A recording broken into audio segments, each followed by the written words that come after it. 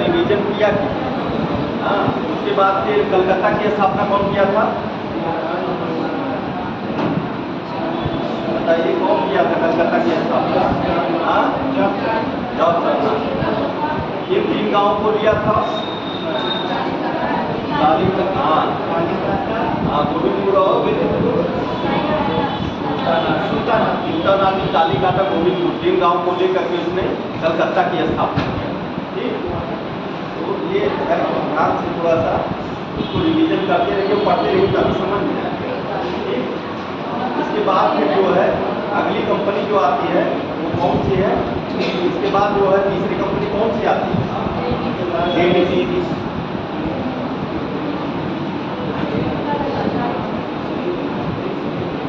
Dennis. Dennis कहाँ के निवासी थे? डेनिस जो है डेनमार्क। कौन सा है? डेनमार्क।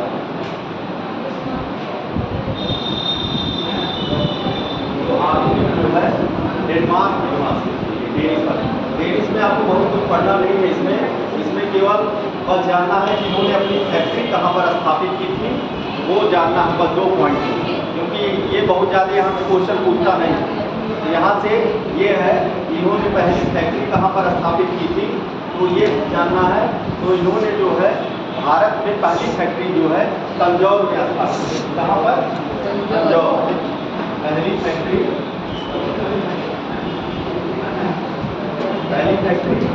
तंजौर। तंजौर कहाँ पे है? तंजौर जो है तमिलनाडु।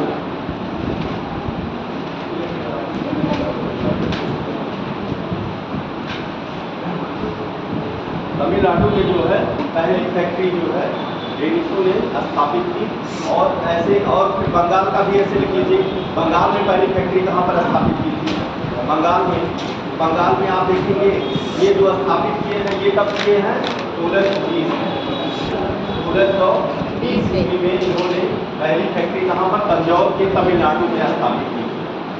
और बंगाल में अपनी पहली फैक्ट्री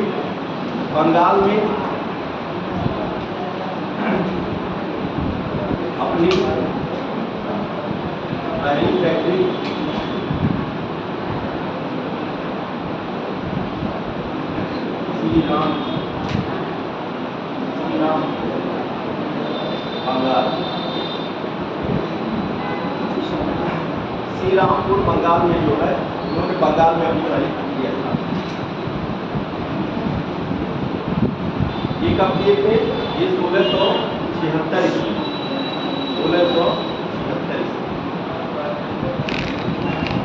डेनिस कहाँ के निवासी हैं? डेनिस डेनमार्क के रहने वाले थे। इन्होंने अपनी जो पहली फैक्ट्री स्थापित की वो कहाँ पे? तंजौर। तंजौर कहाँ है? तमिलनाडु। और इसके बाद फिर देखेंगे बंगाल में अपनी फैक्ट्री कहाँ स्थापित कर रहे हैं? श्रीरामपुर जो है ये कहाँ है? बंगाल में। फिर आप देखेंगे 1759 में ये लोग अपने सभी जो भी जहाँ पर जो फैक्ट्री स्थापित किए थे सब बेच करके अंग्रेजों को ये वापस चले जाते हैं। डेनिस, बस डेनिस के बारे में इतना आपको जानना है और नहीं जानना। ये जो है ये 1739 में, तो इसको यहाँ तक लिख लीजिए कि 1700, यहाँ तक इसको लिख लीजिए। हाँ, इसके बाद लिख लीजिए।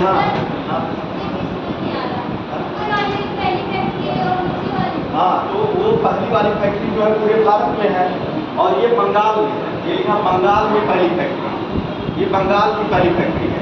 और ये जो है ये पूरे भारत में पहली फैक्ट्री तंजौर। ऐसे क्वेश्चन पूछता है, इस खाते में लिखा है, पूछ लेता बंगाल में पहली फैक्ट्री कहाँ पे स्थापित की? बंगाल में जो है यहाँ पर है। लेकिन अगर पूछेगा भारत में पहली फैक्ट्री तंजौर। पुर्तगालियों ने, अच्छा बताइए, पुर्तगालियों ने अपनी पहली फैक्ट्री कहाँ पे स्थापित की थी? हाँ, कोचीन। और उसके बाद फिर कौन आए थे? डचों ने अपनी पहली फैक्ट्री कहाँ स्थापित की? हाँ, मसूलीपट्टनम। हाँ, मसूलीपट्टनम में स्थापित। और अंग्रेजों ने सूरत में फ्रांसीसी और अंग्रेज दोनों सूरत में स्थापित किए हैं। पहली बात है अंग्रेज और फ्रांसीसी 2 लोग जो है सूरत में स्थापित किए हैं। ठीक, तो ये यहाँ तक लिख लीजिए 1620 में पहली फैक्ट्री तंजौर तमिलनाडु में, और फिर बंगाल में अपनी पहली फैक्ट्री श्रीरामपुर बंगाल में स्थापित किया। और फिर लिख लीजिए 1745 ईस्वी में 1745 ईस्वी में डेनिश कंपनी अपने सारे क्षेत्र अंग्रेजों को बेचकर वापस चली गई। अपने सारे क्षेत्र अंग्रेजों को बेचकर कहाँ चली गई? वापस चली गई।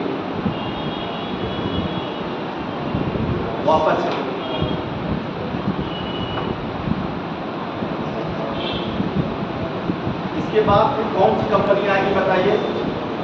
इसके बाद कौन सी कंपनी सबसे लास्ट में आई थी? फ्रांसीसी।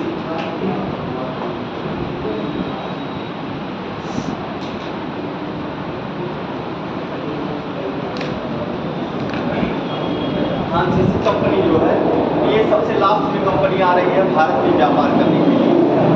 ये कैसे आई भारत में व्यापार करने के लिए, इसके बारे में आप जान लीजिए। देखिए, इसका जो है फ्रांसीसी जब कंपनी का स्थापना नहीं हुई थी उसके पहले ही एक इसका यात्री था, बर्नियर नाम का यात्री था, वो पहले ही भारत आया था। तो बर्नियर जो है ये शाहजहां का पुत्र होता है, दारा शिकोह। शाहजहां के पुत्र का नाम था दारा शिकोह। उसी के दरबार में जो है बर्नियर आया था।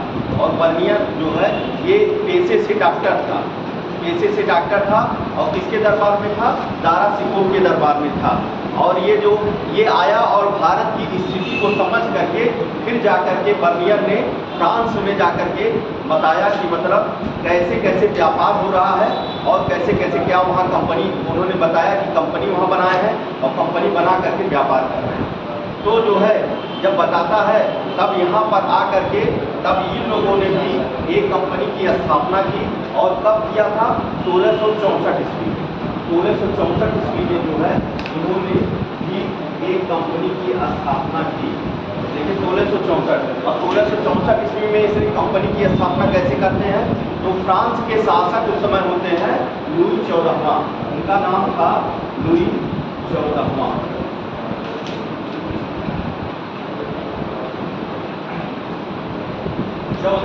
ठीक, लुई 14वां शासक थे।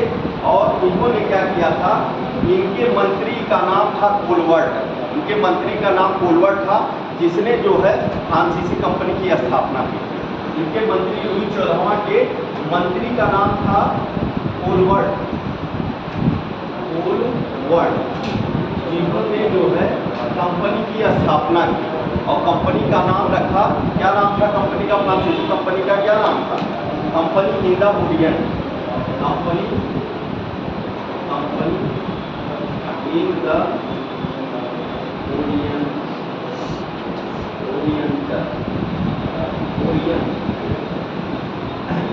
ओरिएंट कंपनी की स्थापना की।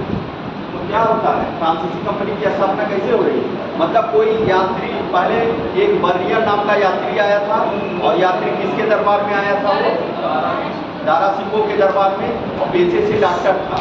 तो जो है कभी ये भी क्वेश्चन आपसे पूछ सकता कि बर्नियर किसके दरबार में गया था और किस पेशे का था? तो डॉक्टर पेशे का था। और वह जो है दारा शिकोह के दरबार में गया और वहाँ की स्थिति समझ करके फिर ये वापस जाता है। तब 1664 में वहाँ की सरकार जो है, उस समय वहाँ के राजा होते हैं लुई 14वां ने जो है कोलवर्ट, लुई 14वां का मंत्री होता है कोलवर्ट। और कोलवर्ट ने क्या किया था? कंपनी की स्थापना किया। कंपनी के नाम इनका क्या था? कंपनी का नाम था कंपनी इन द ओरिएंटल। और ये कब स्थापित हुई थी? 1664 ईस्वी में ये कंपनी इनकी स्थापित हुई। सबसे लास्ट में जो कंपनी स्थापित हो रही है यही स्थापित हो रही है। और इसके बाद आप देखेंगे कि 1664 में स्थापित हो रही है और 1667 ईस्वी में इनका जो है एक और यात्री आता है, मतलब वहाँ से भेजा जाता है। अब दल भेजा जाएगा व्यापार करने के लिए। फ्रांसिस कैरो के नेतृत्व में एक दल भारत आता है। क्या नाम था? फ्रांसिस कैरो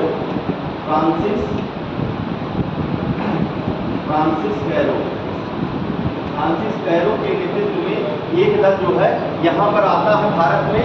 और इसने जो है पहली फैक्ट्री की स्थापना की। तो पहली फैक्ट्री की स्थापना इसने कहाँ की थी? 1668 में सूरत में इसने क्या किया, फ्रांसिस कैरो ने 1668 ईस्वी में सूरत में पहली फैक्ट्री स्थापित की। पहली फैक्ट्री स्थापित की। पहली फैक्ट्री कहाँ पे स्थापित कर रहा है? सूरत में 67 में। और 68 में जो देखेंगे कि इसने जो है दूसरी फैक्ट्री जो स्थापित की, दूसरी फैक्ट्री जो स्थापित की थी वो की थी मसूलीपट्टनम में।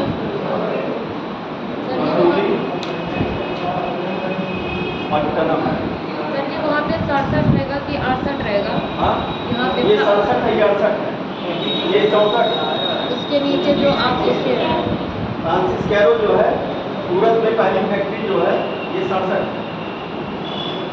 नहीं 68, सूरत में पहली फैक्ट्री 68 में स्थापित आ रहा वो 67 आ रहा है वो 67 में। कंपनी की स्थापना जो कर रहा है 68 में, 68 में सूरत में किया है और 69 में कहाँ किया है? मसूलीपट्टनम। तो सर वहाँ पे 69 रहेगा ना जो हाँ, ये 16 69 ये 69 दूसरी फैक्ट्री जो है 69। ठीक 68 में जो है कंपनी की स्थापना कहाँ हो रही है? सूरत में। और दूसरी फैक्ट्री जो स्थापित कर रहे हैं वो कहाँ पे कर रहे हैं? 1659 में हाँ, मसूलीपट्टनम। हाँ, मसूलीपट्टनम 1669 में मसूलीपट्टनम। नहीं दिख रहा तो आगे आ जाओ, आगे आ जाओ। नहीं दिख रहा तो पीछे कहाँ है? जब नहीं दिख रहा है तो पीछे नहीं बैठना चाहिए, नहीं यहाँ खाली है बगल में। नहीं दिख रहा तो आ जाओ आगे। इसके बाद फिर जो है देखेंगे 1673 में फ्रैंको मार्टिन नाम का जो है यात्री का व्यापार करने के लिए एक दल और आता है, फ्रैंको मार्टिन। फ्रैंको मार्टिन जो आता है तो इसने क्या किया था कि वहाँ का सूबेदार जो था शेर खान लोदी से एक गांव लेकर के इसने जो है पांडिचेरी की स्थापना किया। पांडिचेरी जो शहर है, पांडिचेरी जानना है ना, पांडिचेरी जो शहर है, पांडिचेरी शहर की स्थापना किया। आपका केंद्र शासित प्रदेश है पांडिचेरी। पांडिचेरी जो है कहाँ पे है? पांडिचेरी मैप भी कहाँ पे पड़ेगा? किस राज्य के नीचे? किस राज्य में? तमिलनाडु। हाँ, गुजरात में तमिलनाडु। तमिलनाडु मतलब पांडिचेरी जो है 3 क्षेत्रों में, 3 प्रदेशों में फैला हुआ है। माहे है और जो है माहे है, यनम है और पांडिचेरी। इन 4 क्षेत्रों में 3 जिलों में केरल में है, इसके बाद तमिलनाडु में, फिर आंध्रा में। ये ऐसा प्रदेश है जो 3 प्रदेशों में फैला हुआ है। और पांडिचेरी जो है तमिलनाडु। ठीक, मतलब ऐसे देखेंगे जब ये यहाँ पे है, यहाँ पे पांडिचेरी, यहाँ पे तमिलनाडु में, और ये केरल में भी फैला है, ये आंध्रा में भी है, यहाँ पर और ये आंध्रा में यहाँ पर, मतलब 3 क्षेत्रों में पांडिचेरी है। तो पांडिचेरी की स्थापना कौन कर रहा है? पांडिचेरी की स्थापना फ्रैंको मार्टिन जो है आता है और किस शहर की स्थापना करता है? पांडिचेरी। हाँ, पांडिचेरी शहर की स्थापना करता है। और इसने क्या किया था, यहाँ पर पांडिचेरी को अपना पहला मुख्यालय, प्रथम मुख्यालय स्थापित किया। पांडिचेरी में प्रथम मुख्यालय स्थापित किया। और जो है अगर देखेंगे फ्रांसीसी कंपनी का वास्तविक संस्थापक किसे कहा जाएगा, तो अगर पूछेगा तो यही जो है फ्रैंको मार्टिन ही जो है फ्रांसीसी कंपनी का वास्तविक संस्थापक। ठीक, तो फ्रैंको मार्टिन के बारे में आप लोग समझें। फ्रैंको मार्टिन कब आता है? 67 में जो है आता, मतलब ये 73 में आया हुआ था। और इसने क्या किया, शेर खान लोदी से एक गांव लेकर के किस शहर की स्थापना कर रहा है? पांडिचेरी शहर की स्थापना कर रहा है। पांडिचेरी शहर की स्थापना करने के बाद इसको अपना मुख्यालय क्या होता है, जैसे कि अपना जिले का मुख्यालय होता है ना, सेंटर बनाया जाता है जहाँ पे पूरा काम किया जाता है, ऑफिस बनाने के लिए। तो इसने अपना पहला मुख्यालय जो बनाया था, ये कहाँ पर बनाया था? यहीं पर। कहाँ पर बनाया? पांडिचेरी, जहाँ पांडिचेरी की स्थापना कर रहा है, और पांडिचेरी में मुख्यालय बनाया। और जो है ये जो है क्या किया गया था, ये जो है फ्रांसीसी कंपनी का वास्तविक संस्थापक, फ्रांसीसी कंपनी का वास्तविक संस्थापक। तो इसको लिख लीजिए, इसको फ्रैंको मार्टिन, हेडिंग डाल लीजिए, फ्रैंको मार्टिन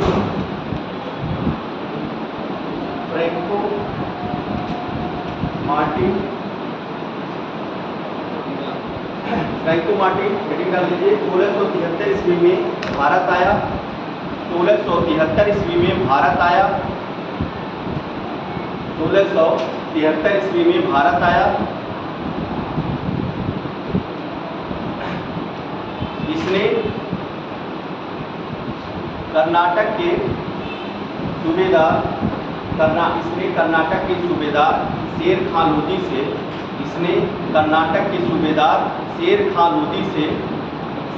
लोधी से एक गांव लेकर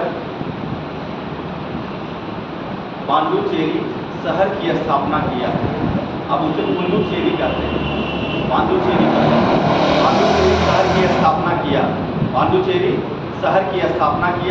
और पांडुचेरी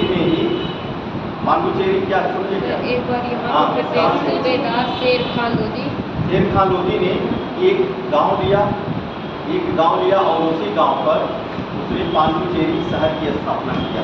कर्नाटक के सूबेदार क्या नाम था? शेर खान लोधी से जो है एक गांव लिया और उसी गांव पर जो है एक शहर बसाता है जिसका नाम है पांडुचेरी शहर।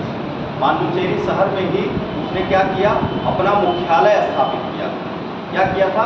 अपना प्रथम मुख्यालय जो स्थापित किया, तो ऐसे लिख लीजिए, पांडुचेरी में ही अपना प्रथम मुख्यालय स्थापित किया। पांडुचेरी में ही अपना प्रथम मुख्यालय स्थापित किया।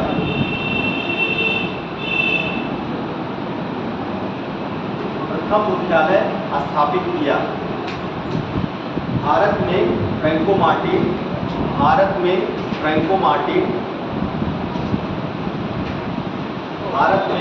मार्टिन को फ्रांसीसी कंपनी का वास्तविक संस्थापक माना जाता है। फ्रैंको मार्टिन को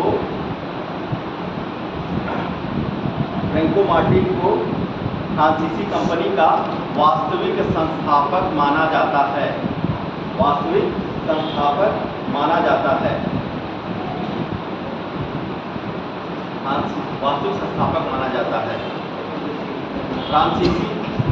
फ्रांसीसियों ने जो है बंगाल में अपनी पहली फैक्ट्री जो स्थापित की थी वो 1690 में चंद्रनगर में स्थापित की। वो चंद्रनगर जो है बंगाल में 1690 में जो है अपनी बंगाल में पहली फैक्ट्री जो स्थापित कर रहे हैं। कहाँ पर कर रहे हैं? चंद्रनगर में। इसको लिख लीजिए, 1690 ईस्वी में चंद्रनगर बंगाल में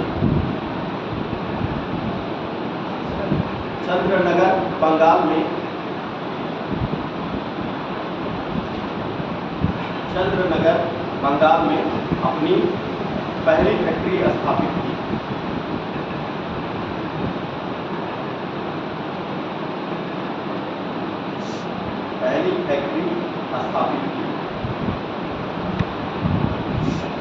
अब इसमें जो है फ्रांसीसियों में जो इम्पोर्टेंट है, मेंस के व्यू से भी इम्पोर्टेंट है, इसमें जो है कर्नाटक का युद्ध है।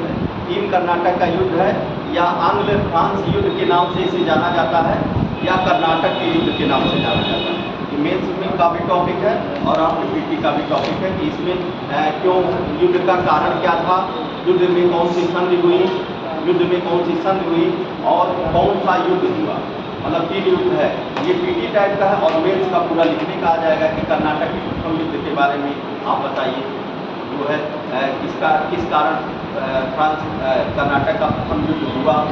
तो ये 3 युद्ध हुए थे और तीनों बहुत इम्पोर्टेंट है। ठीक, तो अब शुरू करते हैं हम लोग कर्नाटक का प्रथम युद्ध, या फिर उसी कहेंगे आंग्ल फ्रांसीसी युद्ध। आंग्ल मतलब क्या होता है? अंग्रेज होता है, और फ्रांसीसी, अंग्रेजों और फ्रांसीसियों के बीच ये युद्ध हुआ है, तो आंग्ल फ्रांसीसी युद्ध कहेंगे, या तो इसे लिख लीजिए वहीं पर कर्नाटक का प्रथम युद्ध। हेडिंग डाल दीजिए, कर्नाटक का प्रथम युद्ध।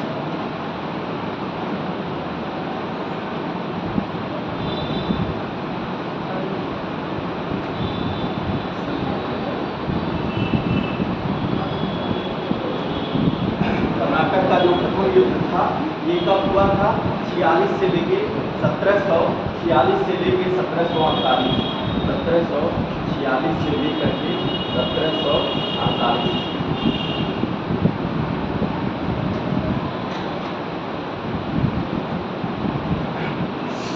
1746 से 1748 तक। इसमें इसका जो कर्नाटक का प्रथम युद्ध हुआ, इसका कारण क्या था? पहले आपको कारण जानना है कि कारण क्या था कि मतलब ये युद्ध हुआ। कारण ये हुआ, कारण जो है यहाँ नहीं है, कारण जो है यूरोप में है। हाँ, कारण जो है यहाँ पर नहीं है, जो है देखिए फ्रांस भी है यहाँ और इंग्लैंड भी है, और जो है यूरोप में भी वहाँ पर है, यूरोप में भी है। तो अगर वहाँ पे युद्ध होगा दोनों में, तो यहाँ पर इसका प्रभाव पड़ेगा कि नहीं? तो वहाँ यूरोप में ऑस्ट्रिया का युद्ध चल रहा है, यूरोप में जो है ऑस्ट्रिया का युद्ध जो चल रहा था, उसमें क्या था कि दोनों में जो ऑस्ट्रिया में उत्तराधिकार का युद्ध चल रहा था, तो उसी में फ्रांस और इंग्लैंड आमने सामने आ गए। तो उसका जो प्रभाव पड़ा था वो भारत पर भी पड़ा था। जैसे आप समझ लीजिए, जैसे दो लोग हैं, जैसे आप पीछे दो लोग हैं, तो इनका किसी को मान लीजिए दो लोग हैं, तो ये कहाँ, ये किसी गांव से आए होंगे यहाँ पर, गांव से, गांव में जैसे इनके पिताजी, मतलब बेसिक समझिए प्रधानी लड़ रहे हैं, और क्या होगा, दोनों लोगों में मनमुटाव होगा कि नहीं? तो अगर वहाँ पे दोनों इनके पिताजी में लड़ाई हो रही और ये दोनों लोग साथ में यहाँ हैं, तो संबंध खराब होंगे कि नहीं? वहाँ पे जब मतलब लड़ेंगे ये लोग, तो यहाँ पर भी लड़ेंगे, तो उसका प्रभाव जो है, लड़ रहे हैं वहाँ पे पिताजी, लेकिन प्रभाव इन पर भी पड़ रहा है ना, इन पर पड़ रहा प्रभाव, समझे कि नहीं? बेसिक यही है कि जो है वही प्रभाव है, मतलब देखना इसी तरह से जो है ऑस्ट्रिया और जो है ये फ्रांस और कौन है, इंग्लैंड है, फ्रांस और इंग्लैंड वहाँ पर लड़ रहे हैं, तो प्रभाव कहाँ पड़ेगा? भारत में पड़ेगा। तो इसका कारण क्या था? ऑस्ट्रिया के उत्तराधिकार का युद्ध, ऑस्ट्रिया के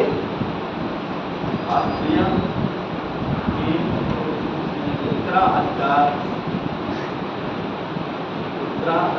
का युद्ध, इसका कारण। अब इसमें हम देखेंगे तात्कालिक कारण क्या था। इसमें तात्कालिक कारण क्या था, ये देखेंगे हम लोग। तात्कालिक कारण में क्या हुआ, वहाँ तो चल रहा था मनमुटाव, यहाँ पे हो गया, लेकिन तत्कालिक कारण ये हुआ कि अंग्रेज गवर्नर रहता है, उसका नाम था बर्नेट, अंग्रेज गवर्नर था बर्नेट नाम था, बर्नेट ने क्या किया कि फ्रांसीसियों की जहाज़ों पर कब्जा कर लिया। मतलब ये तत्कालिक कारण, मतलब तुरंत ये कारण है, तुरंत युद्ध होने का कारण है कि जो है अंग्रेज गवर्नर जो था उसका नाम था बर्नेट, उसने क्या किया, फ्रांसीसी कंपनी के जो है कुछ जहाज़ों पर कब्जा कर लिया, और जब कब्जा कर लिया तो फ्रांसीसियों ने भी, भाई कम थे नहीं फ्रांसीसी, वो भी उस समय कौन था, उस समय जो है गवर्नर डुप्ले था, जो मतलब सबसे मजबूत गवर्नर जनरल माना जाता है डुप्ले, जो है जब तक डुप्ले रहा तब तक अंग्रेजों की हालत खराब थी। मतलब एक तरह से इन लोगों को राजनीति उस पर जाकर के करनी पड़ी, इनको हटाने के लिए डुप्ले को यहाँ से। जब तक डुप्ले था तब तक जीतने नहीं दिया था, जीतने नहीं दे रहा, मतलब बहुत ही बुद्धिमान गवर्नर। भारत में था ना? हाँ, भारत, डुप्ले भारत में आ गया था, डुप्ले अब ये युद्ध में डुप्ले है, ये जो है प्रथम कर्नाटक युद्ध में डुप्ले है। तो इसमें क्या होगा कि जब जो है इनके जहाज़ों पर जब कब्जा कर लिया गया, तो डुप्ले ने क्या किया कि इसने बनाया कि हम मद्रास पर कब्जा करेंगे। मद्रास पर अंग्रेजों का अधिकार था, मद्रास पर अंग्रेजों का अधिकार था, और उसने कहा कि डुप्ले ने कि हम मद्रास पर कब्जा करेंगे, लेकिन कर्नाटक के उस समय जो नवाब थे, अनवरुद्दीन उनका नाम था, कर्नाटक के नवाब अनवरुद्दीन, वो भी मद्रास को ही थे। तो उनसे इन्होंने कहा, कौन कहा, डुप्ले ने कहा, अनवरुद्दीन जो कर्नाटक के नवाब थे, उनसे कहा कि आप जब मद्रास अंग्रेजों से जीत रहे होंगे तो आप बीच में हस्तक्षेप मत करिएगा। मतलब कर्नाटक के नवाब से कहा, अनवरुद्दीन उनका नाम था, कि आप जो है बीच में हस्तक्षेप न करिएगा, और हमारी जहाज़ों को इन्होंने लूटा है और हम मद्रास पे कब्जा करेंगे, मद्रास पे कब्जा करेंगे, डुप्ले ने कहा। तो क्या होता है कि जो जब मतलब ये कह देते हैं तो वो मान जाते हैं, कर्नाटक के नवाब अनवरुद्दीन जो है मान जाते हैं, और इन लोगों में, और इन्होंने कहा डुप्ले ने कि हम मद्रास को जीत करके आपको वापस कर देंगे, मद्रास को जीत करके किसको वापस कर देंगे, कर्नाटक अनवरुद्दीन को हम वापस कर देंगे, लेकिन हम जीतना चाह रहे हैं। तो अनवरुद्दीन ने कहा, भाई मद्रास को मिलना है वैसे भी मिल जाएगा हमको, जीत करके समझौता हो जाता है, और जो है डुप्ले क्या करता है, आक्रमण करता है, और जो है मद्रास को जीत लेता है। अब मद्रास को जीत लिया तो क्या होता है कि भाई अब संबंध ये हुआ था, दोनों में तय हुआ था कि मद्रास को वापस करना है आपको, लेकिन मद्रास को डुप्ले क्या करता है, मना कर देता है, कहता नहीं हम वापस नहीं करेंगे, मना कर देता है बाद में। तब वही जो है इसमें जो युद्ध होगा वो युद्ध होता है सेंट थोमे का युद्ध, जो है कारण क्या था, ऑस्ट्रिया का उत्तराधिकार का युद्ध, और इसमें जो युद्ध होगा वो होता है सेंट थोमे का युद्ध। जो भारत में युद्ध होगा वो होगा सेंट थोमे का युद्ध। सेंट थोमे का युद्ध किसके बीच में होगा? सेंट थोमे के युद्ध में देखेंगे कि अनवरुद्दीन, जो अनवरुद्दीन था, कौन था अनवरुद्दीन? हाँ, कर्नाटक का नवाब अनवरुद्दीन, क्योंकि अनवरुद्दीन की बातों को तो माने नहीं है, तो अब का अनवरुद्दीन और उसके बाद डुप्ले के बीच युद्ध होगा। अनवरुद्दीन भाई वहाँ का कर्नाटक का शासक है, कर्नाटक का बड़ा शासक है, और उसके बाद क्या सेना भी बहुत ज़्यादा सेना थी। 10,000 सेना लेकर के जो है कर्नाटक के नवाब ने जो है इसमें डुप्ले पर आक्रमण कर दिया। इसी युद्ध में, सेंट थोमे का युद्ध में जो है आक्रमण कर दिया। उधर से फ्रांसीसी की तरफ से आप देखेंगे तो उसमें डुप्ले था और उनका सेना नायक था पैराडाइज, और केवल 1,000 सेना थी उनके पास।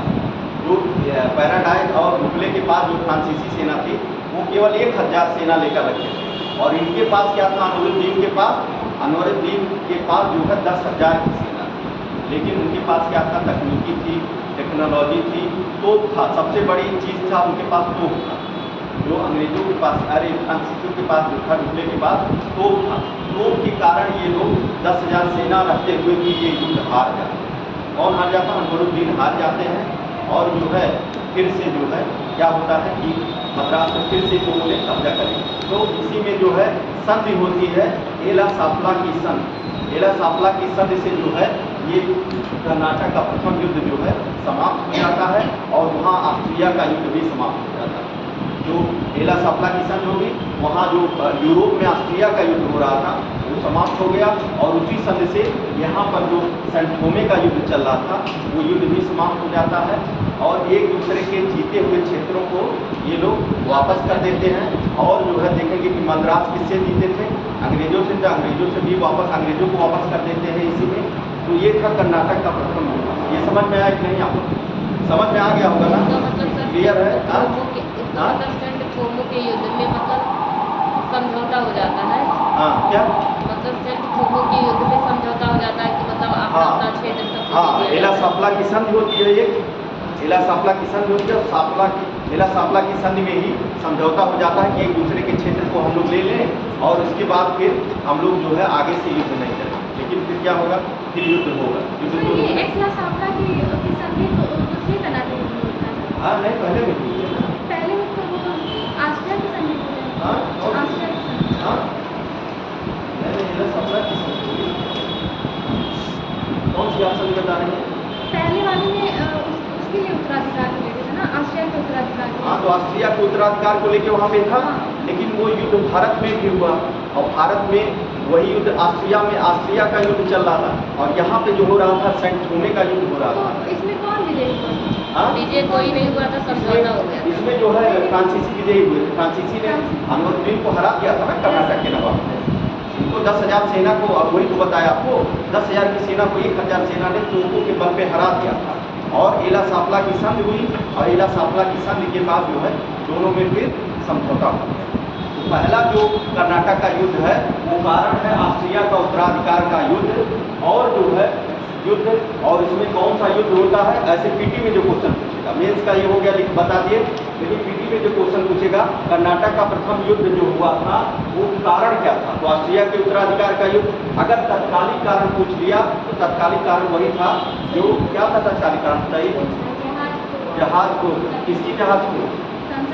हाँ, फ्रांसीसियों के जहाज को अंग्रेजों के जो सेना नायक था बर्नेट ने कब्जा कर लिया था। यही तत्कालिक कारण इसका था, ये तत्कालिक कारण में हो गया। इसके बाद जो है इसमें युद्ध हुआ था सेंट थोमे का युद्ध, और संधि जो होती है एला सापला की संधि। ठीक, क्लियर? कहीं कोई डाउट होगा तो बताइएगा, बिल्कुल फिर से हम एक बार समझा दें।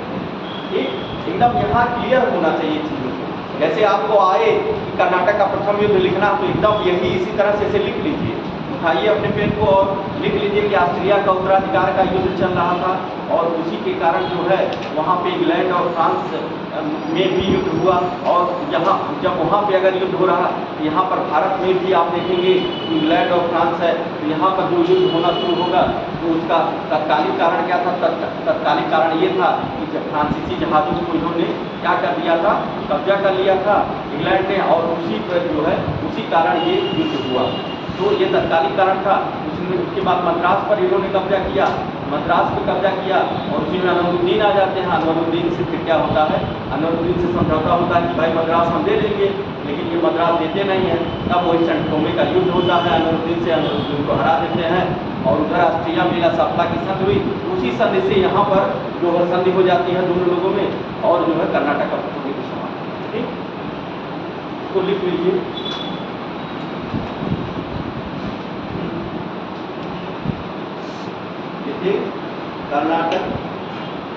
कर्नाटक का प्रथम युद्ध का शुरुआती कारण जो था ऑस्ट्रिया के उत्तराधिकार का युद्ध, ऑस्ट्रिया के उत्तराधिकार का युद्ध। देखिए उसमें यूरोप में ऑस्ट्रिया के उत्तराधिकार को लेकर, यूरोप में ऑस्ट्रिया के उत्तराधिकार को लेकर के यूरोप में ऑस्ट्रिया के उत्तराधिकार के युद्ध को लेकर के, अधिकार के युद्ध को लेकर के 1740 में फ्रांस और ब्रिटेन, 1740 में फ्रांस और ब्रिटेन आमने सामने आ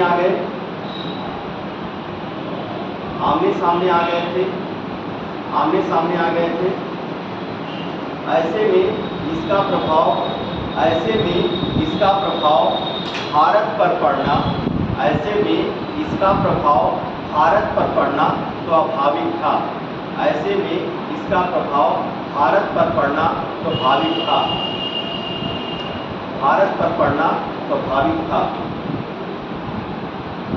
अब तात्कालिक कारण हेडी डाल लीजिए, तात्कालिक कारण, ये लिखा तात्कालिक कारण में लिखिए अंग्रेज कैप्टन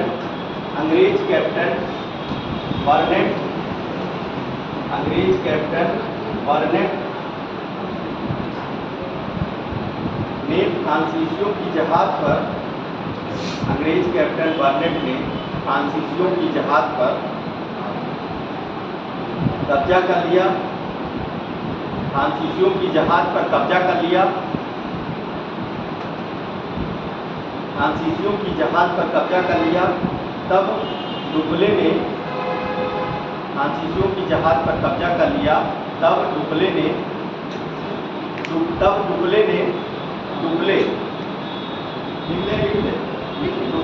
हाँ ऐसे लिखा जाएगा डुप्ले ने मद्रास पर कब्जा करना चाहा। तब डुप्ले ने मद्रास पर कब्जा करना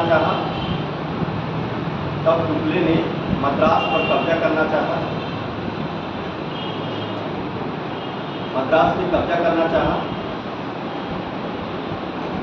हाँ फिर लिखिए उसने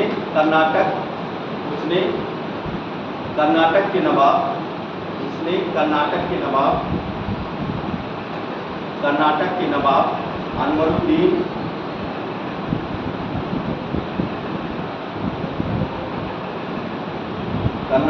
नवाब अनवरुद्दीन से कहा कि आप मद्रास के मुद्दे पर हस्तक्षेप न करें।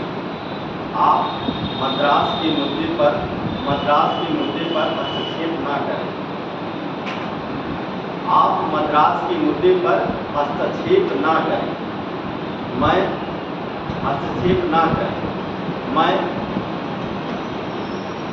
मैं मद्रास अंग्रेजों से जीतकर आपको दे दूंगा। मैं मद्रास अंग्रेजों से जीतकर आपको दे दूंगा।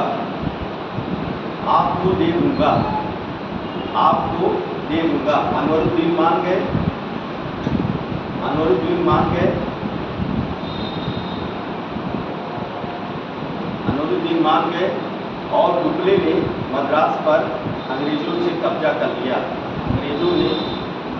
डुप्ले ने मद्रास पर कब्जा कर लिया। डुप्ले ने मद्रास पर कब्जा कर लिया।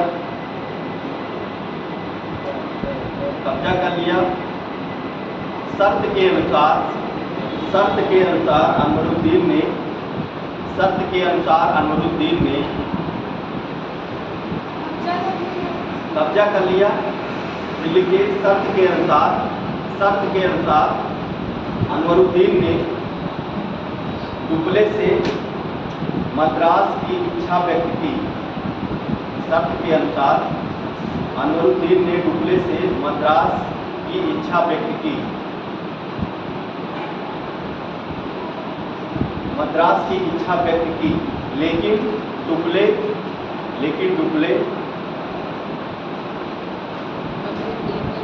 लेकिन डुप्ले अपने वादे से मुकर गया।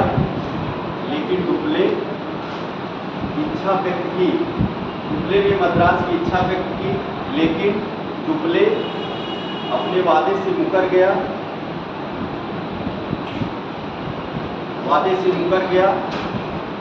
डुप्ले अपने वादे से मुकर गया। तब कर्नाटक के नवाब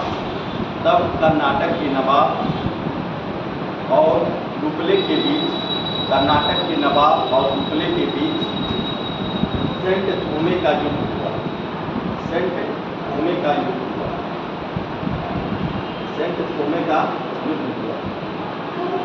ये कब हुआ था? लिख लीजिए 1748।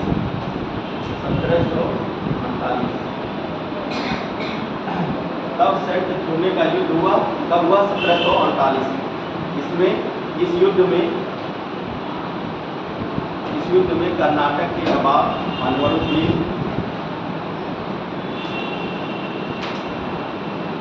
अनवरुद्दीन ने 10,000 सेना लेकर कर्नाटक के नवाब अनवरुद्दीन ने 10,000 सेना लेकर के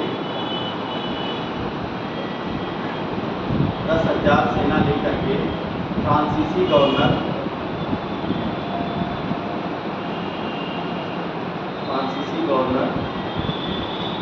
डुप्ले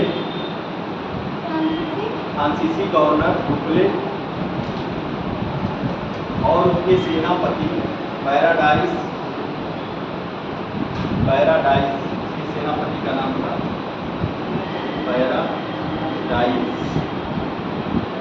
पैराडाइस पर आक्रमण कर दिया।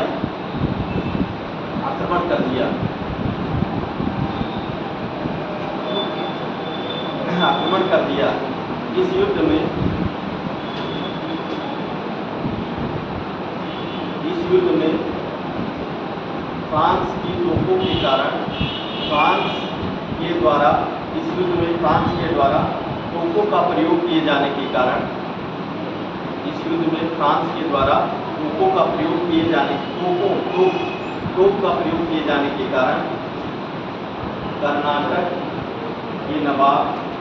कर्नाटक के नवाब युद्ध हार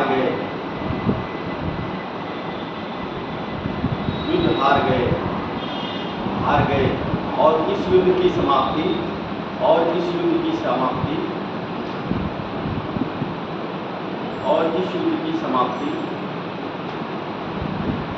यूरोप में एला सापला की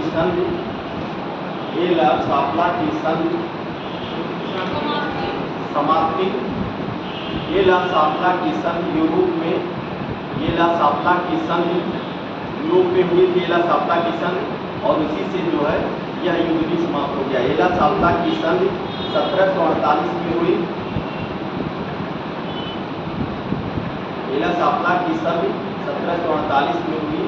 जिसके द्वारा 1748 में हुई, जिसके द्वारा यह युद्ध समाप्त हो गया।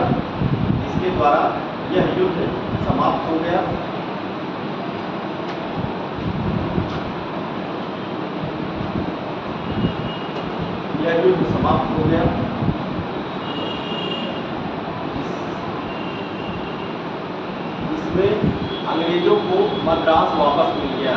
इस संधि से अंग्रेजों को मद्रास वापस मिल गया।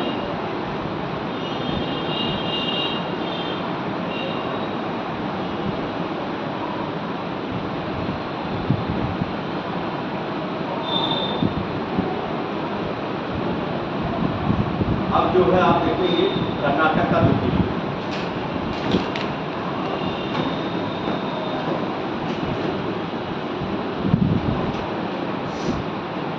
कर्नाटक का द्वितीय युद्ध।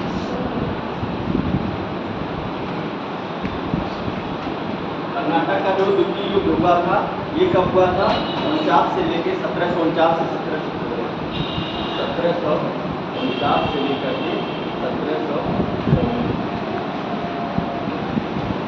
इसका कारण क्या था? इसका कारण क्या था? इसका कारण था कि जो है आप देखेंगे हैदराबाद और कर्नाटक में जो है उत्तराधिकार का युद्ध चल रहा था। हैदराबाद और कर्नाटक में उत्तराधिकार का युद्ध चल रहा है। उत्तराधिकार का युद्ध मतलब इसमें जो है कर्नाटक के द्वितीय युद्ध में क्या है कारण युद्ध का? इसमें जो है हैदराबाद में जो है उत्तराधिकार का चल रहा है और कर्नाटक में चल रहा है। दोनों जगह जो है क्या हुआ है? दोनों जगह के जो मेन राजा थे मर गए हैं, उनके पुत्र जो है वो क्या कर रहे हैं? अपने में लड़ रहे हैं उत्तराधिकार। तो इसमें आप देखेंगे ऐसे मैच से हम समझा रहे हैं। देखिए यहाँ पे है कर्नाटक। कर्नाटक में आप देखेंगे कि कर्नाटक में जो राजा रहते हैं वो थे कौन थे? यहाँ पे दोस्त अली।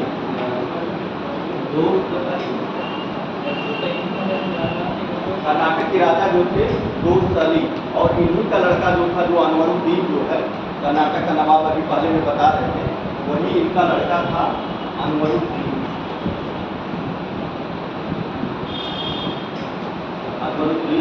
और इधर जो थे शादा शाह। तो ये दोस्त अली जो थे इनका पुत्र कौन था? अनवरुद्दीन था। और ये क्या थे? शादा शाह इनके दामाद थे और ये थे। ठीक समझ में आया ना? दिख रहा है पीछे नहीं है? नहीं दिख रहा है?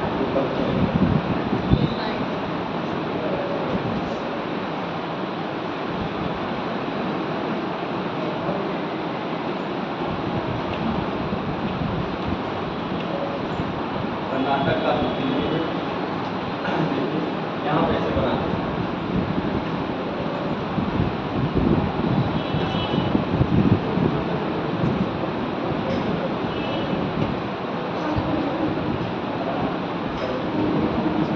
यहाँ के शासक कौन थे? दोस्त अली शासक थे। इनके पुत्र थे कौन थे? अनवरुद्दीन। और यहाँ पर आप देखेंगे इनके जो दामाद हैं ये कौन है? शादा शाह।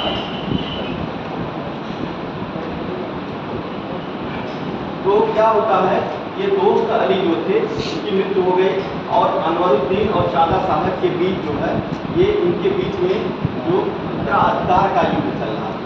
तो पहला कारण ये था कर्नाटक के दूसरे युद्ध में कि कर्नाटक का दूसरा युद्ध जो था ये अनवरुद्दीन और शादा शाह के बीच उत्तराधिकार का युद्ध चल रहा था।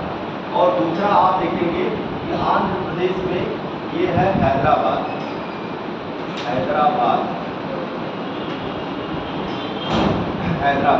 हैदराबाद में निजामुल मुल्क आसफ जाह वहाँ का शासक कौन था? निजामुल मुल्क आसफ जाह।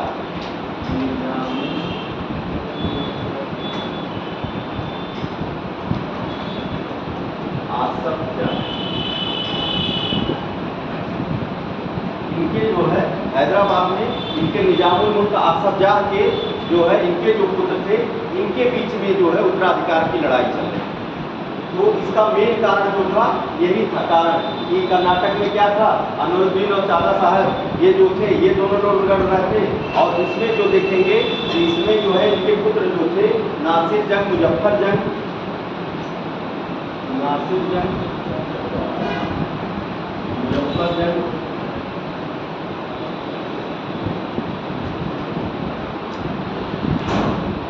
ये बहुत अच्छा है।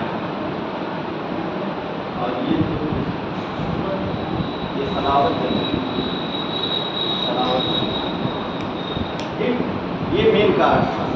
कारण था, इसमें जो है नासिर जंग, मुजफ्फर जंग और सलावत जंग, ये थे निजामुल मुल्क के लड़के। और इधर देखेंगे कर्नाटक में अनवरुद्दीन और चारा साहब, ये लोग जो है ये चल रहा था का कारण था कर्नाटक के द्वितीय युद्ध का। अब इसी में जो है डुप्ले ने इसका फायदा उठाया, डुप्ले ने इसका फायदा उठाया और क्या कहा, जब ये लोग अपने में लड़ रहे हैं उसी समय क्यों ना हम इसका फायदा उठाएं। और इधर आप देखेंगे कि हैदराबाद में जो है यहाँ पे जो मुजफ्फर जंग था इसका यहाँ पर साथ दिए डुप्ले ने, यहाँ पर जो है इसका साथ दिया, मुजफ्फर जंग का यहाँ पे साथ दिया। और यहाँ पर जो साथ दे रहा है वो दे रहा है किसका, चांदा साहब, यहाँ दे रहा है चांदा साहब का साथ। देख रहे हैं ना, फ्रांसीसी जो है किसकी सहायता कर रहे हैं, इधर हैदराबाद में किसका, मुजफ्फर जंग जो इसका पोता, और ये दोनों ये लड़के हैं, ये पुत्र। और फिर इधर जो है ये है अनवरुद्दीन। अब इसके बाद जो है यही फिर युद्ध होती है, समझ गए कि नहीं, इसको समझ रहे हैं ना। हाँ, तो इसमें जो है डुप्ले ने इसका साथ दिया, मुजफ्फर जंग का साथ दिया और चांदा साहब का साथ दिया। अब जो है तीनों लोग मिल करके युद्ध होगा, कौन कौन, चांदा साहब, मुजफ्फर जंग और डुप्ले, ये तीनों मिल जाएंगे एक तरफ, तीनों मिल करके इसको हराएंगे, अनवरुद्दीन को हराएंगे, अनवरुद्दीन को यहाँ पे हराएंगे। अब अनवरुद्दीन और इनके लड़के को, और युद्ध होता है कौन सा, अंबूर का युद्ध, अंबूर का युद्ध होगा। और अंबूर के युद्ध में कौन कौन आ जाएगा साथ में, इधर से चांदा साहब, इधर से मुजफ्फर जंग और जो है कौन, डुप्ले, ये तीनों मिल करके और हराएंगे इनको अनवरुद्दीन।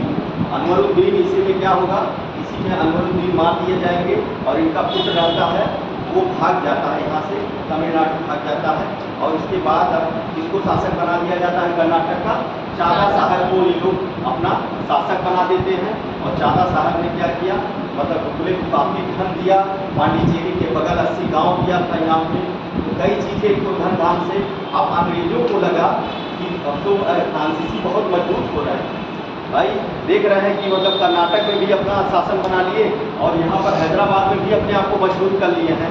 तब अंग्रेजों ने किनको पकड़ा, नासिर जंग को पकड़ा, यहाँ नासिर जंग को पकड़ा और नासिर जंग के साथ मिल करके जो है इन जो है चांदा साहब, डुप्ले और मुजफ्फर जंग पर अंग्रेजों ने लड़ाई की, युद्ध किया। और युद्ध में जो होता है तीनों लोग हार जाते हैं, अंग्रेज विजयी हो जाते हैं।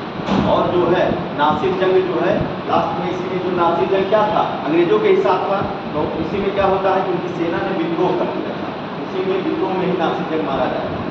तो ये जो था कर्नाटक का, ठीक समझ में आया कि नहीं, समझ में आया है ना। देखिए इसी नाते स्ट्रक्चर से बताए हैं कि चीज़ें अभी ऐसे बता देते नहीं समझ में आता, स्ट्रक्चर से बताए हैं। इसमें क्या है, बहुत ये कर्नाटक का युद्ध को बहुत अच्छा भी पढ़ा वो बता पाता, बताई इस बातें। आधे लोग तो इसमें समझ ही नहीं पाते किससे युद्ध हुआ, कहाँ हुआ और ख़त्म हो गया, नहीं समझ में आता है। आप किताब से उठा के पढ़िएगा कभी कर्नाटक का युद्ध नहीं समझ, लेकिन आज के बाद जब उठा के पढ़ेंगे तो आपको समझ में आ जाएगा कर्नाटक का युद्ध क्या है। हम ही 2-3 बार, क्या हम गलत बताएं, हम लोग 2-3 बार इसको पढ़े तब जा करके चीज़ें निकल के आई कि क्या क्या है। तो ये था कर्नाटक का युद्ध, ठीक एकदम क्लियर हो गया। अब इसके बाद फिर कर्नाटक का युद्ध है, इसको नोट कर लीजिए। हाँ बता दें, देखिए कर्नाटक का जो द्वितीय युद्ध हुआ था उसका कारण क्या था, अगर कारण पूछेगा तो कारण ये था कि हैदराबाद और कर्नाटक में जो है अपने में उत्तराधिकार का युद्ध, उत्तराधिकार का युद्ध क्यों चल रहा था, क्योंकि इनके राजा निजामुल मुल्क मर गए थे और इनके राजा जो थे दोस्त अली, ये दोनों लोग मर गए थे। इनके पुत्र कर्नाटक में देखेंगे, इनके पुत्र और इनके दामाद ये लोग लड़ाई कर रहे हैं। कर्नाटक में जो है जो दोस्त अली थे, इनका पुत्र कौन था, अनवरुद्दीन, और जो है दामाद कौन थे, चांदा साहब। ये दोनों लोग अपने भी लड़ाई कर रहे थे कि हम राजा बनेंगे, हम राजा बनेंगे। और इसके बाद यहाँ पे हैदराबाद में आएंगे निजामुल मुल्क आसफ जहाँ के पुत्र थे नासिर जंग और मुजफ्फर जंग और सलावत जंग, इन लोगों में युद्ध चल रहा था कि हम राजा बनेंगे। इसी का फायदा किसने उठाया था? दुगले ने उठाया, और इसमें से मुजफ्फरजंग को जोड़ा और इसमें से चारा साहब को जोड़ा और दोनों लोग को अपने साथ मिला लिया, और तीनों मिल करके कौन कौन, चारा साहब, मुजफ्फरजंग और दुगले, तीनों ने मिल करके अनवरुद्दीन को पहले हरा करके और चारा साहब को क्या बना दिया? कर्नाटक का शासक बना दिया। ठीक, आया समझ में? क्लियर हो रहा था? कर्नाटक का शासक बना दिया चारा साहब को। अब इसके बाद क्या होता है, चारा साहब जब शासक बन गए तो अब स्थिति क्या थी फ्रांसीसियों की? बहुत अच्छी हो गई। अब इसके बाद तब अंग्रेजों को लगा, देखिए अगर इसी समय हम अकबरुद्दीन का साथ दे दिए होते तो बात दूसरी होती। तो अंग्रेजों ने क्या किया, नासिर जंग यहाँ छुटे हुए थे, नासिर जंग को पकड़ा और फिर नासिर जंग के साथ जो है युद्ध में आ गए।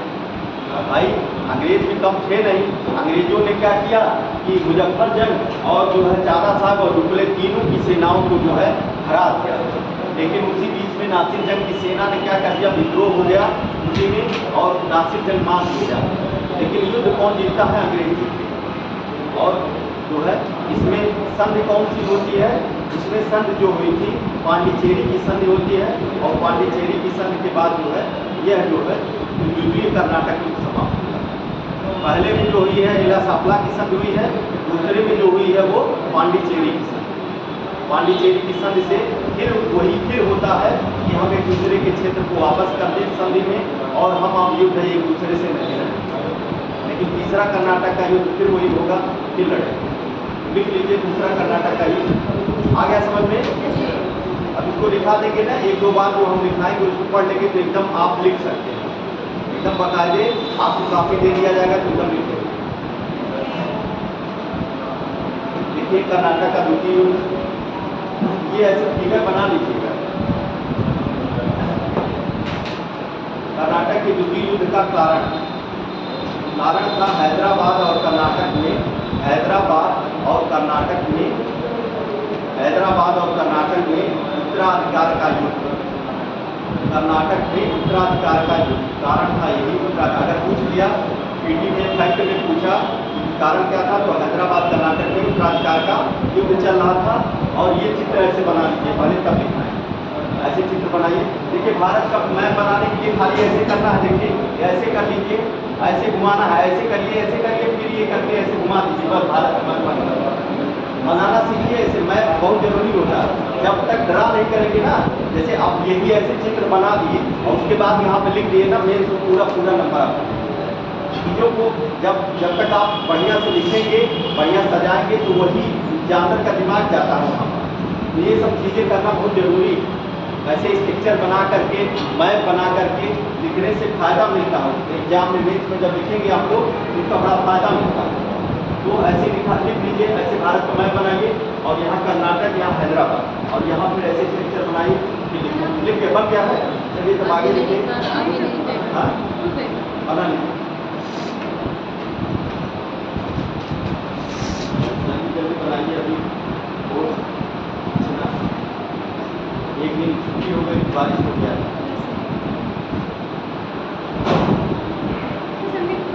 हाँ सर अभी सर बता रहे हैं।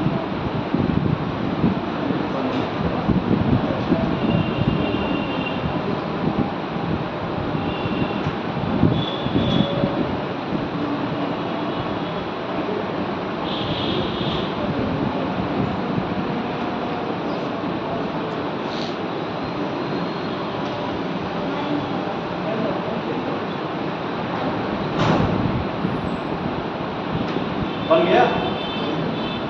बनाइए, जल्दी से बनाइए।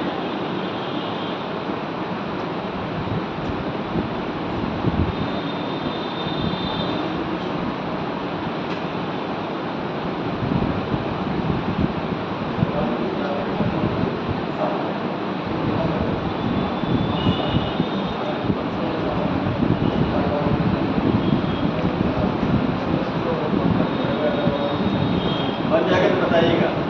हो गया? बन गया। देखिए कर्नाटक और हैदराबाद में, कर्नाटक और हैदराबाद अपने उत्तराधिकार के युद्ध में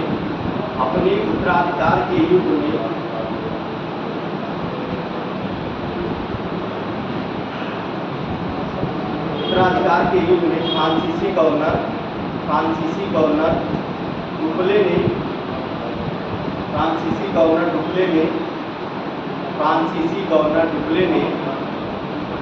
अपना लाभ देखा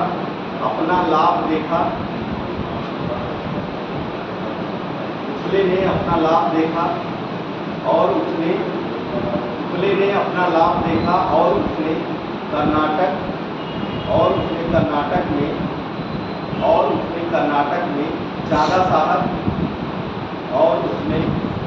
में चादा साहब का समर्थन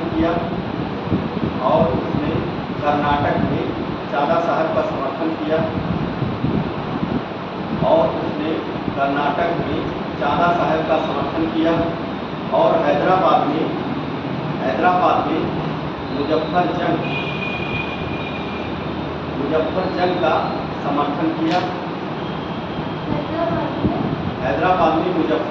समर्थन किया।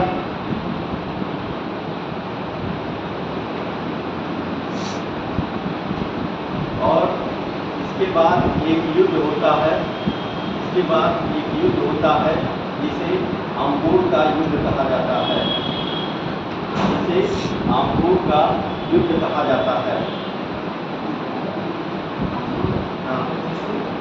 जिसे आम्बूर का युद्ध कहा जाता है।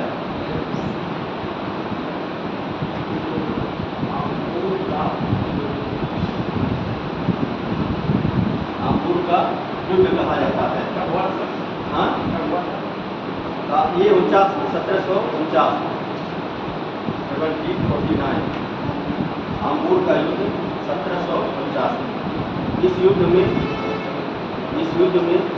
अनवरुद्दीन और मोहम्मद अली उसका पुत्र मोहम्मद अली एक तरफ थे। इस युद्ध में अनवरुद्दीन और उसका पुत्र मोहम्मद अली एक तरफ थे। इस युद्ध में अनवरुद्दीन और उसका पुत्र मोहम्मद अली एक तरफ थे। मोहम्मद अली इसका पुत्र रहता है एक तरफ थे और दूसरी तरफ डुप्ले, चादा साहब और मुजफ्फर जंग तीनों एक साथ। डुप्ले, मुजफ्फर जंग और चादा साहब एक साथ।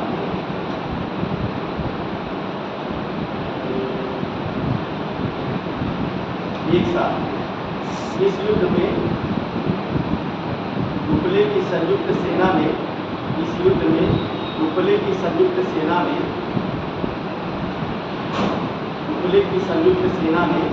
अनवरुद्दीन की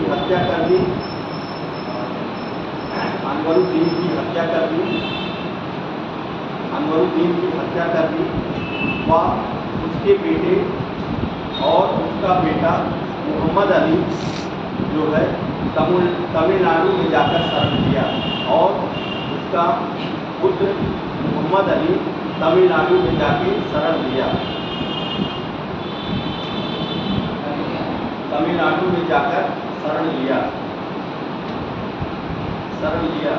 इस युद्ध में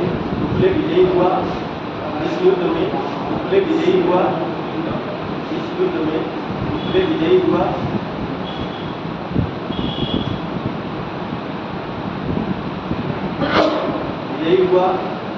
कर्नाटक का नवाब चादा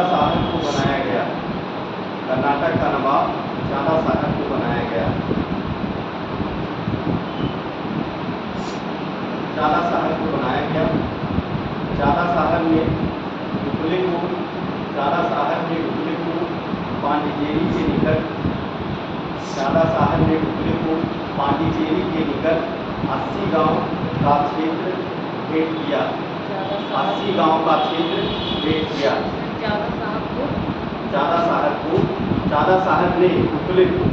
चादा साहब ने डुप्ले को 80 गांव का क्षेत्र भेंट किया। इसी बीच अंग्रेजों ने फ्रांसीसियों की बढ़ती शक्ति को देखकर इसी बीच अंग्रेजों ने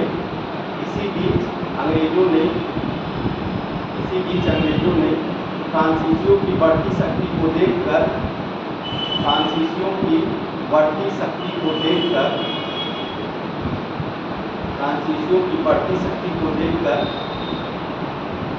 निजाम पद पर नासिर जंग का पक्ष लिया। बढ़ती शक्ति को देखकर निजाम पद पर हैदराबाद में निजाम पद पर नासिर जंग का सपोर्ट किया।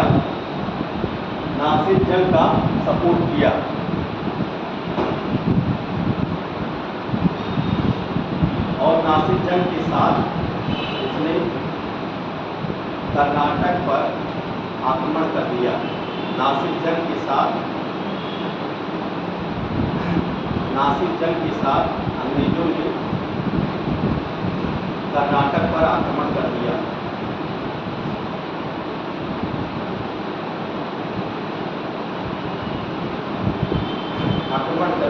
उसने जिंजी नदी के तट पर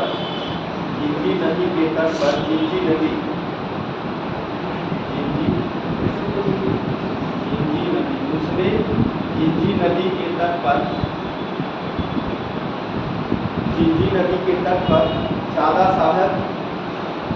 साहब मुजफ्फरजंग और दुबले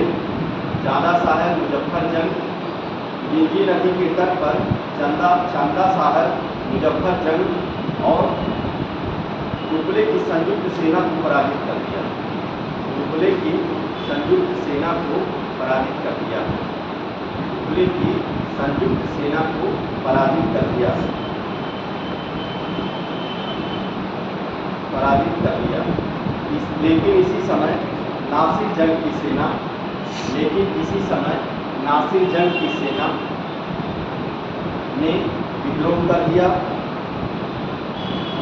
लेकिन इसी समय नासिर जंग की सेना ने विद्रोह कर दिया। जिसमें नासिर जंग मारा गया।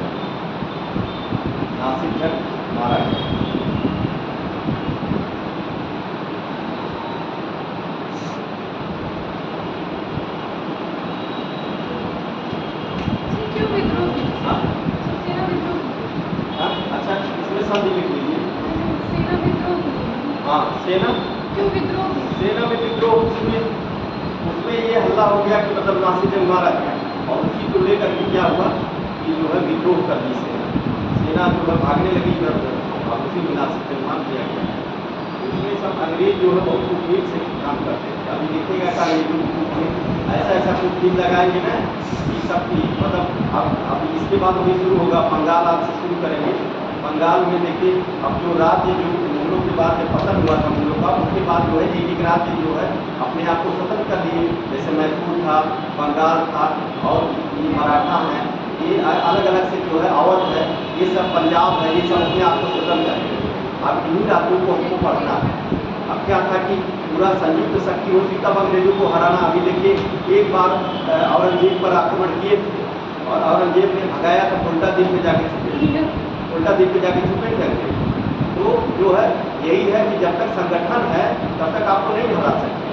लेकिन जब कई राज्यों में भारत बट गया तब उसके बाद जो है अब इसी में जो है बंगाल पर जब आक्रमण करेंगे तो मराठा को अपने साथ ले लेंगे और सबको साथ लेकर के तब लड़ेंगे और उनको हरा के फिर मराठा को हराएंगे। यही विचार इसमें जो संधि हुई थी लिख लीजिएगा। दूसरी कर्नाटक जो है पांडिचेरी की समिति सब कुछ लेता है। उसमें संधि जो हुई थी पांडिचेरी की संधि से यह युद्ध समाप्त हुआ था। संधि जो हुई थी 1755 में, पांडिचेरी की संधि जो हुई थी 1755 में, इसी संधि से क्या हुआ था, युद्ध समाप्त हो गया था। अब इसके बाद कर्नाटक का तृतीय युद्ध जो है ये बहुत काम वाला नहीं है, बहुत बड़ा नहीं है।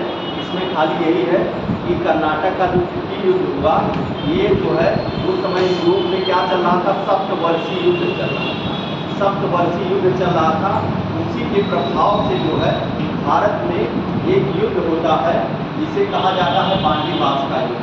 पांडीवास का युद्ध कहा जाता है और पांडीवास का युद्ध जो हुआ था वहाँ पर भी सप्तवंशी युद्ध चला वहाँ यूरोप में, वहाँ पर इंग्लैंड और फ्रांस लड़ रहे थे, उसका प्रभाव भारत में पड़ा और भारत में जो है युद्ध होता है, कौन सा युद्ध होता है?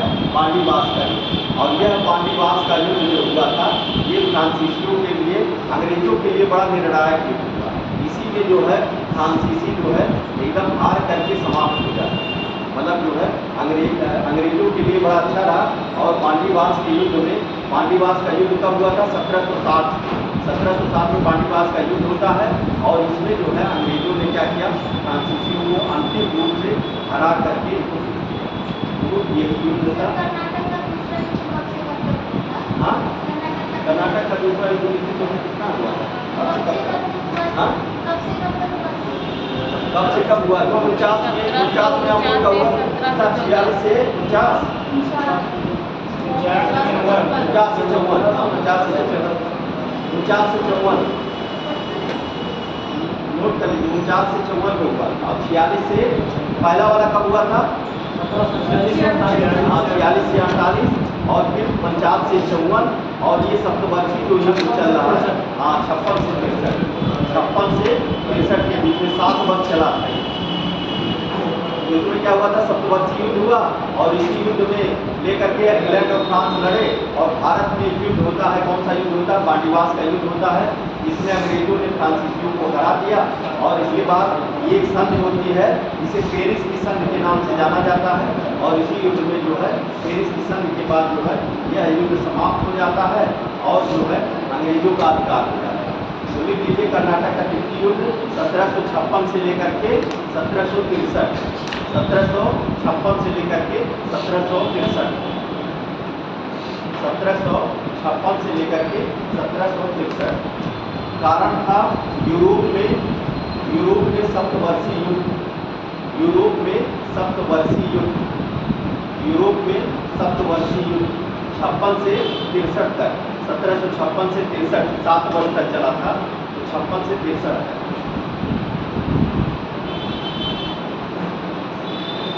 यूरोप में सप्तवर्षीय युद्ध शुरू हो गया था, जिसमें यूरोप में सप्तवर्षीय युद्ध शुरू हो गया था, जिसमें प्रसा की तरफ से ब्रिटेन, जिसमें प्रसा की तरफ से ब्रिटेन,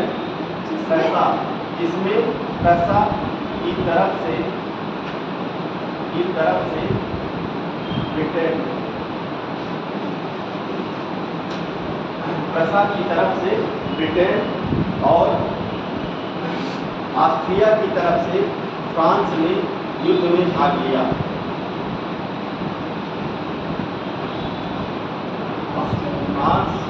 फ्रांस जो है ऑस्ट्रिया की तरफ से भाग लिया और इस युद्ध के प्रभाव से भारत में 1760 में, इस युद्ध के प्रभाव से भारत में 1760 में पांडीवास का युद्ध होता है, पांडीवास का युद्ध होता है। प्रभाव से भारत में 1760 में भारत में पांडीवास का युद्ध होता है, पांडीवास का युद्ध होता है। पांडीवास के युद्ध में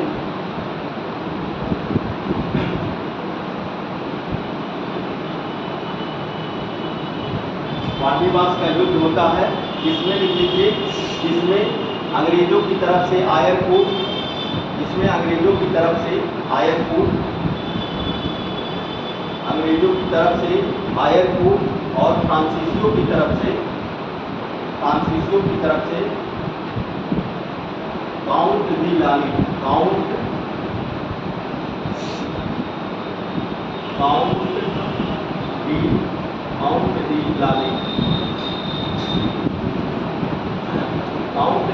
ने लड़ा था। देखिए दुबले हटा क्यों? तुरंत दुबले हटा तुरंत ही फ्रांसीसी हार गए। काउंट डी लाली और कौन था? मुंशी, 2 लोग थे, काउंट डी लाली और मुंशी।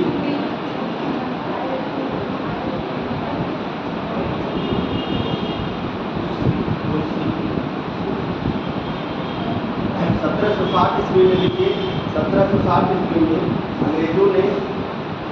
अंग्रेजों ने 1760 ईस्वी में अंग्रेजों ने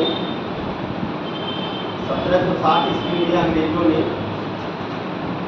पांडिचेरी के निकट वांडीवास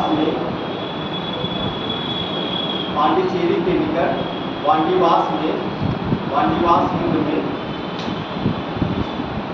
फ्रांसीसियों को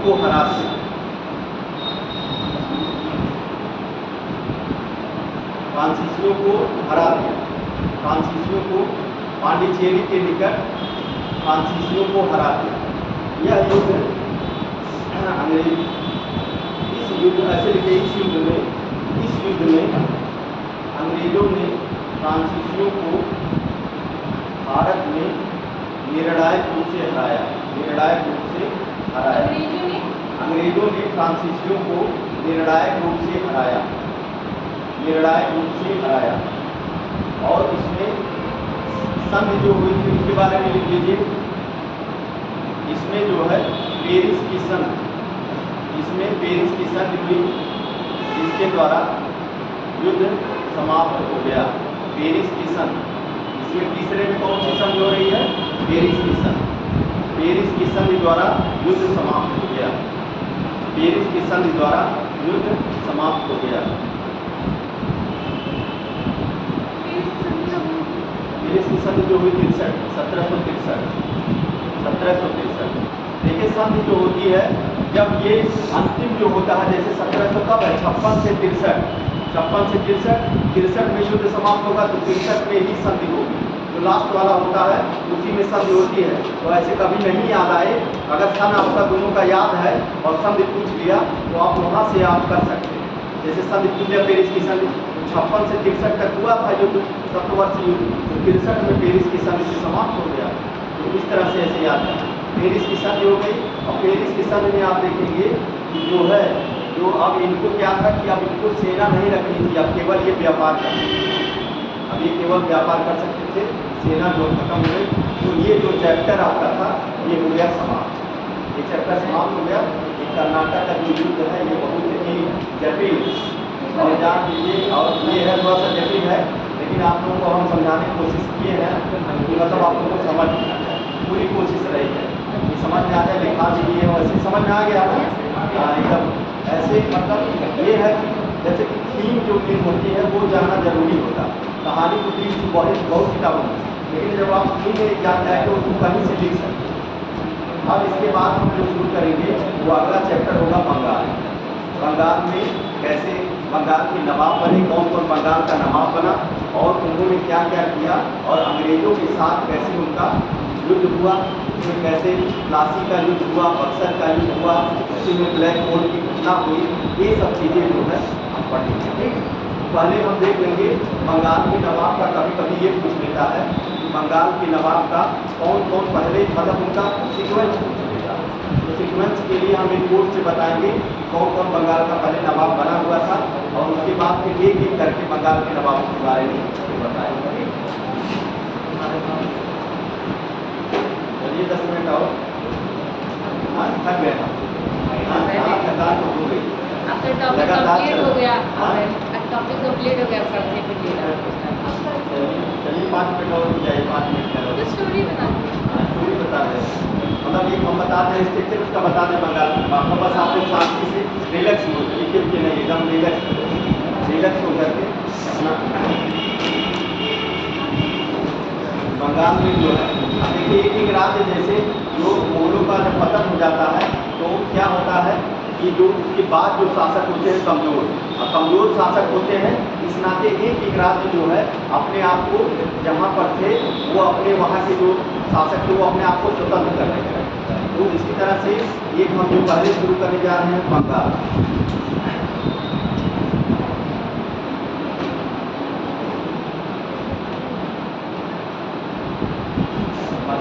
अब बंगाल में आप देखेंगे, बंगाल से पहले हम क्या देखेंगे, बंगाल का पहला नवाब कौन बना था।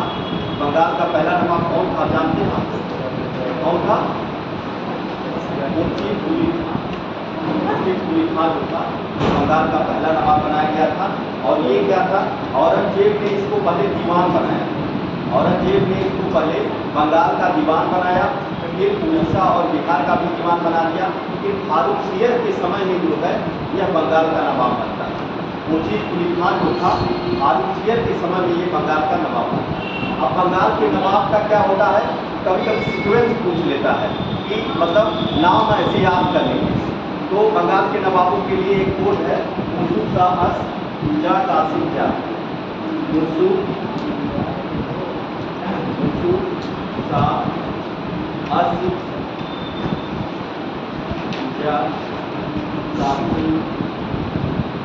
जा कासिम जा। देखिए अब इसीलिए ये बंगाल के सारे नवाब आ जाएंगे और ये सीक्वेंस भी है, आपको यही सीक्वेंस है और इसी सीक्वेंस में आपको याद करना है। देखिए ये मखदूम से क्या हो जाएगा, मुंशी कुली खान, मुंशी कुली खान, सुजाउद्दीन। दूसरा कौन था, दूसरा था सुजाउद्दीन, सुजाउद्दीन, सुजाउद्दीन। इसके बाद सरफराज खान, सरफराज खान। इसके बाद अली वर्दी खान, अली वर्दी खान। और इसके बाद देखेंगे सिराजुद्दौला। इसके बाद आता है सिराजुद्दौला। और फिर जा से आ जाएगा मीर जाफर, मीर जाफर। और फिर कासिम से कौन होगा, मीर कासिम, मीर कासिम।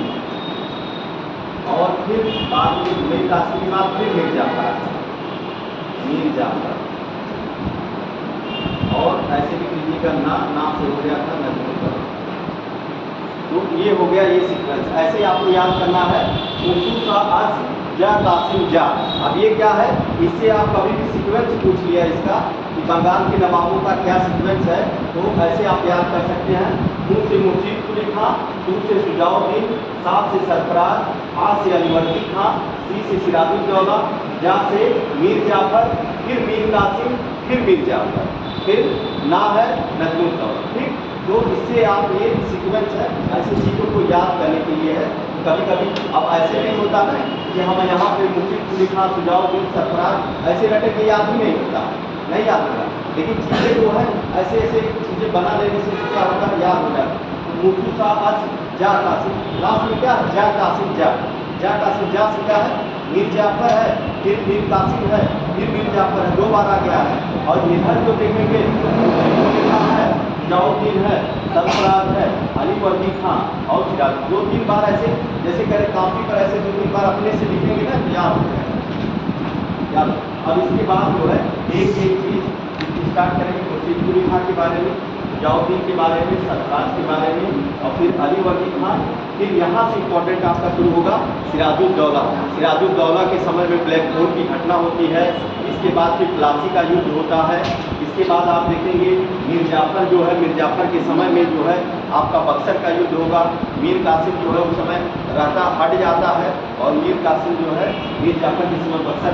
तो ये सब चीज़ें जो है इम्पॉर्टेंट है आपके पढ़ने के लिए। मेंस में भी जो है बक्सर का युद्ध, प्लासी का युद्ध पूछ सकता है और पीटी के लिए भी इम्पोर्टेंट है। ठीक, एक एक चीज़ इसका एक विस्तार से आपको बताया जाए। ऐसे आपको याद कर लीजिए। कभी कभी पूछ लिया पीटी में, बाई चांस सीक्वेंस ही पूछ लिया, दे दिया 4-5 ऑप्शन में ऐसे और कहा कि आप लोग इसका सीक्वेंस लगाइए, वो सीक्वेंस ऐसे आप लगा सकते हैं। ठीक, अब इसके बाद जो है कल से जो है यहाँ से शुरू करेंगे मुझे। लाल चीज का समझ में आ रहा है आप लोग, कोई दिक्कत? जैसे कोई दिक्कत ना करे तुरंत बताइए कि सर यहाँ नहीं सर, क्योंकि देखिए पढ़ाने के लिए आया गया है और जो एकदम तरीको बना है तो एकदम खड़े हो कि सर ये यहाँ से नहीं सीखा, तो इस तरह से तुरंत खड़े। अब इसके बाद जो है सर ठीक खत्म हो जाएगी। इसको जो है आप लोग क्या करिए, रिवीजन आप लोग किया।